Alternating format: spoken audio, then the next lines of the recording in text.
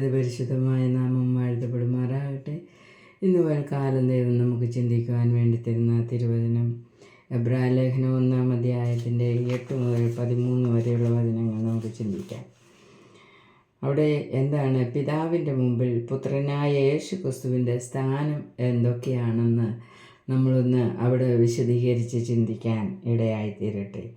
അവിടെ പറയുന്നത്, പുത്രനോടോ, ദൈവമേ, നിന്റെ സിംഹാസനം എന്നും എന്നേക്കുമുള്ളത്, നിന്റെ രാജ്യത്വത്തിൻ്റെ ചെങ്കോൽ നേരുള്ള ചെങ്കോൽ, നീ നീതിയെ ഇഷ്ടപ്പെടുകയും ദുഷ്ടതയെ ദ്വേഷിക്കുകയും ചെയ്തിരിക്കയാൽ, ദൈവമേ, നിന്റെ ദൈവം നിന്റെ കൂട്ടുകാരിൽ പരമായി നിന്നെ ആനന്ദതൈലം കൊണ്ട് അഭിഷേകം ചെയ്തിരിക്കുന്നു എന്നും, കർത്താവ്, നീ പൂർവ്വകാലത്ത് ഭൂമിക്ക് അടിസ്ഥാനം ഇട്ടു, ആകാശവും നിന്റെ കൈകളുടെ പ്രവൃത്തിയാകുന്നു, അവ നശിക്കും, നീയോ നിലനിൽക്കും, അവയെല്ലാം വസ്ത്രം പോലെ പഴകിപ്പോവും, ഉടുപ്പ് പോലെ നീ അവയെ ചുരുട്ടും, വസ്ത്രം പോലെ അവ മാറിപ്പോകും, നീയോ അനന്യൻ, നിന്റെ സംവത്സരങ്ങൾക്ക് അവസാനമില്ല എന്ന് പറയുന്നു.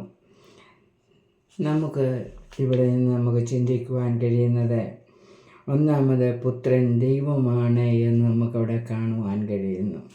പിതാവ് തന്നെ ദൈവം എന്ന് സംബോധന ചെയ്തിരിക്കുകയാണ്.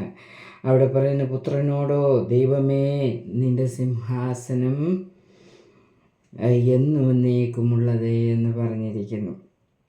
അപ്പം പുത്രൻ ദൈവമാണ്, അവൻ്റെ സിംഹാസനം എന്നും എന്നേക്കുമുള്ളതാണ്. പിന്നെ പറയുന്നത്, പുത്രൻ്റെ രാജ്യത്വത്തിൻ്റെ ചെങ്കോൽ നേരുള്ള ചെങ്കോൽ എന്ന് വെച്ചാൽ അതിൻ്റെ അർത്ഥം പുത്രൻ്റെ രാജ്യവും ഭരണവും ഉണ്ട്, പുത്രന് രാജ്യമുണ്ട്, ഭരണമുണ്ട് എന്ന് നമുക്കവിടെ കാണുവാൻ കഴിയുന്നു. മൂന്നാമതായിട്ട് നമുക്ക് ചിന്തിച്ചാൽ അവിടെ പറയുന്നത് 9-ാമത്തെ വചനത്തിൽ പറയുന്നു, പുത്രൻ നീതിയും നേരും ഇഷ്ടപ്പെടുന്നവനാകൊണ്ട് പിതാവാൻ ദൈവം കൂട്ടുകാരിൽ പരമായി നിന്നെ ആനന്ദതൈലം കൊണ്ട് അഭിഷേകം ചെയ്തിരിക്കുന്നു എന്ന് വെച്ചാൽ അവിടെ നിന്ന് നമുക്ക് മനസ്സിലാക്കാൻ കഴിയുന്നത്, പുത്രൻ തമ്പുരാൻ അഭിഷേകം പ്രാപിച്ചവനാണ്, പിതാവിൽ നിന്ന് അഭിഷേകം പ്രാപിച്ചവനാണ് പുത്രൻ. പിന്നെയും അവിടെ നമ്മൾ വായിക്കുമ്പോൾ, ഭൂമിക്കും ആകാശത്തിനും അടിസ്ഥാനമിട്ട കർത്താവാണ് പുത്രൻ തമ്പുരാൻ എന്ന് നമുക്കവിടെ മനസ്സിലാക്കാൻ കഴിയുന്നു. താഴോട്ട് വായിക്കുമ്പോൾ, പുത്രൻ എന്തുണ്ടാക്കി? ആകാശവും ഭൂമിയും ഉണ്ടാക്കി. എന്നാൽ പുത്രൻ ഉണ്ടാക്കിയ ആകാശവും ഭൂമിയും നശിച്ചു പോകും, എന്നാൽ പുത്രൻ നിലനിൽക്കും എന്നവിടെ നമുക്ക് കാണുവാൻ കഴിയുന്നു.